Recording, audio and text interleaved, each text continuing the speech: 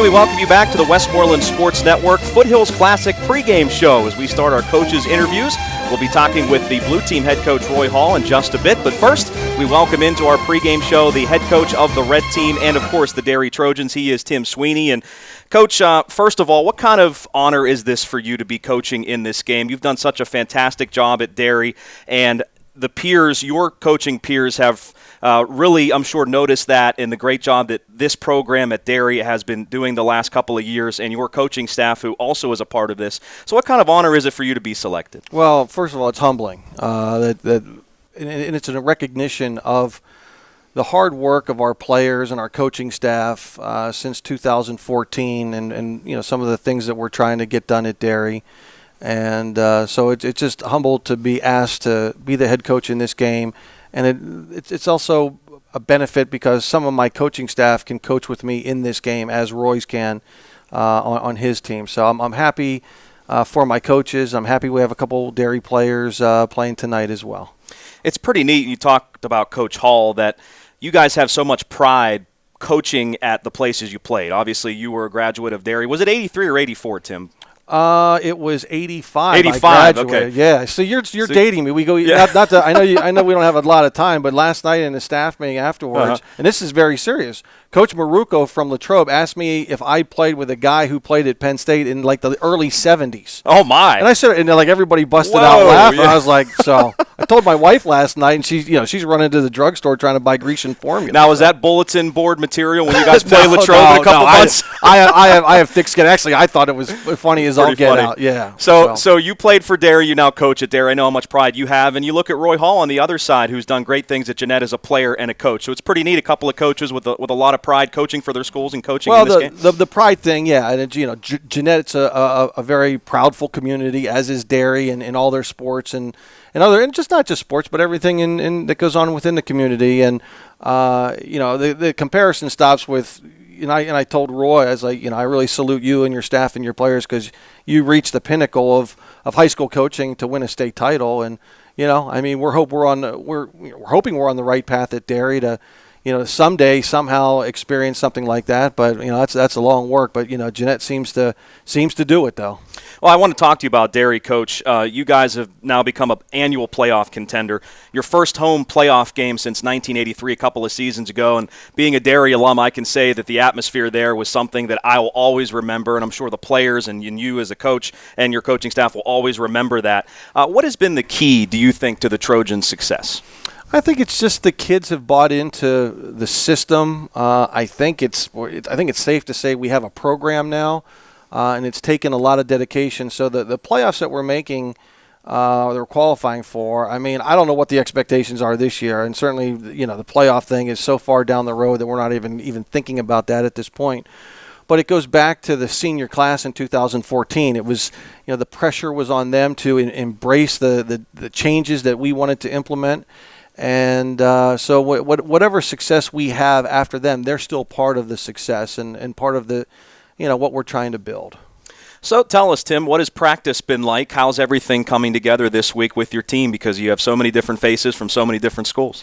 Well, in April, when we had the introduction to the media of the rosters, I told the players, and the way seniors get in high school, but I said, you guys got to do some working out for this game. And I'm sure Roy will tell you, the Blue Team, probably the same thing. The guys didn't really show up in shape. Mm-hmm. And it was our practices ran smoothly, but they, guys were pretty gassed, and it's going to be a hot night, and we'll see. But the practices have been fun; they've been competitive.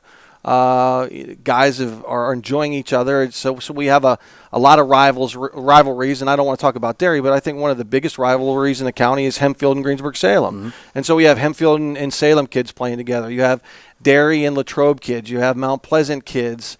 You have Valley and Burrell kids playing together. Mm-hmm. So, for them, that's the biggest rivalry in the county. And so it's nice to see the kids come together and say, you know what, we were happy that the rivalries existed in high school, but now that we've graduated, it's just part of the maturation process and what have you, that it's nice to see them come together. What stands out to you about your roster makeup when you look at it, and now you've had a week of practice here? Just how many high character guys there are on our, it's a credit to the coaches who nominated the players and ultimately these guys who agreed to play in this game, and some couldn't. I mean, Jason Armstrong for Latrobe is such a great guy. And he's not just a great football player, but he's a high character guy off the field. And he's on vacation this week. And you got to go on your family vacation, and we get that. And fortunately, we have enough good players and like I said, high character guys that they've been a real pleasure to be around this week. You were an assistant coach for the Red Team last year, talking with Coach Sweeney here from the Red Team and the Derry Trojans. Was there anything you learned, Coach, in terms of coaching in an all-star game as opposed to coaching for the regular season game? Anything that you learned that you kind of applied as a head coach this year? I learned the way that the game's structured from a rule standpoint. I understand the reason and the safety aspect of it, but being a defensive coach or a defensive-minded coach, I don't like all these rules, and because I still have a tough time believing that fans want to see scoring. I mean, I'm an old school guy, and I like to see a 10-7 game, and and if I go to a Pirate game, I want to see the pitcher's a goal. 2-1, and I like watching the strategy of the game. I don't like 10 home runs in a game, and I don't like 100 points scored in a football game and those kinds of things. But so I learned that. The other thing I learned from in the coaches meeting is how many great coaches there are in the county, and how knowledgeable they are. I mean, I'm not even sure what I contribute when I sit around and talk with these coaches. I'm just more like a sponge, absorbing and learning from them. And I stay afterwards and I talk with Rich Bowen, and not just this year, but last year, because we were practicing, or he was on the staff as well. And I would just, pick his brain, and things that are so elementary to him are just kind of like new to me. And, the things the challenges they have, and Coach Maruco has those challenges at 5A and 6A are a lot different than the challenges that we have at 3A and schools that are smaller. Mm-hmm. What are some of the challenges, would you say, of an all-star game? I think I asked Coach Bada and Coach Colosimo this last year, but trying to get everything in, your playbook and everything in a week, and these guys haven't played for how long, as you just talked about, Coach. And what are some of the rewards for you personally to coach and for these guys to play in an all-star game? Well, the rewards for me personally are an opportunity to interface with young men. And that's no different than every day when my staff and I go to practice at Derry. So it was 4 or 5 days of preparation, and we prepared the Red Squad to this week like we prepare at Derry. So our practice schedules were eerily similar, with input from all the other coaches on the staff. But I take away just opportunities. It's whether we win the game or we lose the game. As a coach, you want to have some sort of impact that's positive, that I'm hoping that it'll last them for a long time, if not a lifetime. And what about the challenges for the players and for the coaches to get the playbook in and all that type of stuff? I think there's enough experience within our staff, and there's enough dialogue and preparation prior to our first practice that the coaches want to keep it simple. Again, defensively, it's very simple. You'll see tonight that our defense will look exactly from an alignment standpoint as the blue team, based on whatever formation is given. Offensively is where you'll see the difference. I'm not sure what they're going to run offensively. And they're not sure what we're going to run offensively, but we did exchange formations. Last year we didn't do that, and I think that's helpful, just so we're clear from a defensive alignment standpoint that we're not breaking rules, because you don't want a kid to make a big play and have it taken away because he didn't align properly to the offensive formation, and that's kind of what happened last year. Sure, yeah. We're recording this on Thursday, and Coach, you just named your captain, so people won't see this until right before the game. So can you talk about the captains and what kind of went into the decision? Sure. We have 4 captains. Offensive captain is Ivan Etienne. And the reason I call him the offensive captain is because we met as a staff, and I let the offensive coaches pick a player. Defensively, it's Brock Barnhart from Hempfield. And that was the defensive coaches. Gary Tom is our defensive coordinator from Derry. Rich Bowen is our secondary coach from Hempfield. And I'm the linebackers coach. And the three of us talked, and we thought Brock was the most outstanding, which you kind of lean on a Mike linebacker to be that face of the defense. And Brock fits that bill perfectly. Be it that we're playing a game at Hempfield, I think it was important to give Coach Bowen and the Hempfield fans who are going to be here kind of like a coach's choice. I wanted him to pick a Hempfield guy. So Hempfield has 2 guys, but they both earned it, which is Hips from Hempfield is going to be that guy. And then the other one, and this was just a unanimous choice among the coaching staff, is Ryan Polinsky from Derry.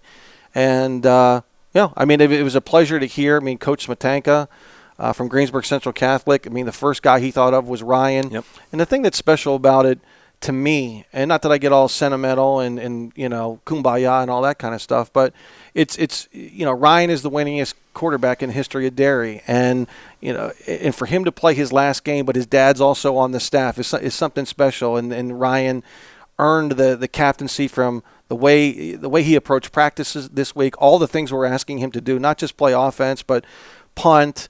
He's on some coverage teams and those kinds of things, and he just accepts his role, and you can't say enough good things about Ryan Polinsky, and man, I'm just gonna miss him terribly, but I think you'll see Ryan Polinsky on our sidelines on Friday night on Derry. Yeah, I was going to say he's like another coach on the field for you. I hope he wants to get into coaching someday because he has a tremendous amount to offer.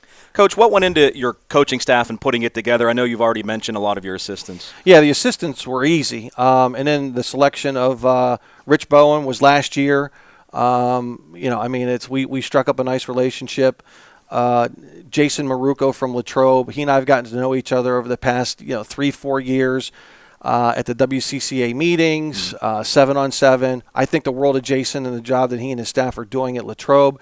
And I wanted to get a younger guy, and I think this guy is one of the hottest coaches in the county. Is Aaron Smetanka from Greensburg Central Catholic. I mean, he did a tremendous job last year in his first year, but he brings a lot. He brings a lot of enthusiasm.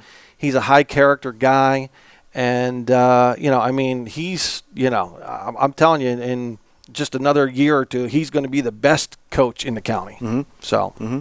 And your own coaching staff, of course, I have well. Yeah, I have Coach Poe. I have Joe Mylant, who's our offensive coordinator at Derry, and then the infamous Gary Tom. we have who everybody loves. I mean, absolutely. We bust his chops a lot, but GT relates to the kids so well, and all the kids love him. I mean, the first position group that you saw really get along with their coach was the D line. It's because GT has that personality that just you love him.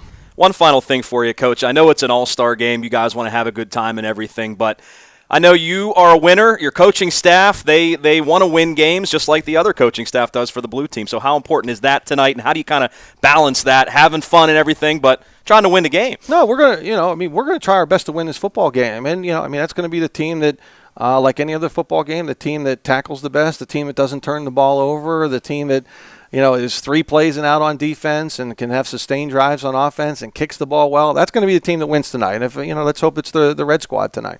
Coach, thank you so much for taking a little bit of time with us. So go out and have a good time tonight. And I also want to thank you for all the time that you give us throughout the regular season with Derry football, with all the interviews we do before games and everything with my brother. And again, just from a Derry alum, thank you for what you've done for this coach or this football program and as well. You're welcome, but thank you to Westmoreland Sports.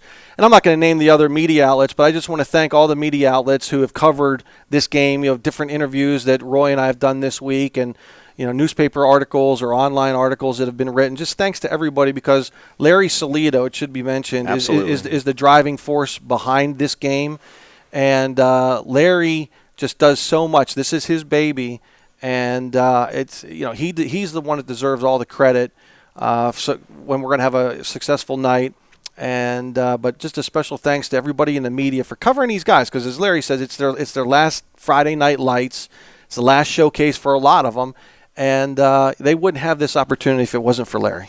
Coach, thank you very much. Again, good luck. Thanks, Dan. That is Coach Tim Sweeney of the Red Team and the Derry Trojans. Coming up, we'll talk with Coach Roy Hall of the Blue Team and the Jeanette Jayhawks when we continue live on the pregame show here on the Westmoreland Sports Network. It is the 2018 Foothills Classic, back with Coach Hall after this message.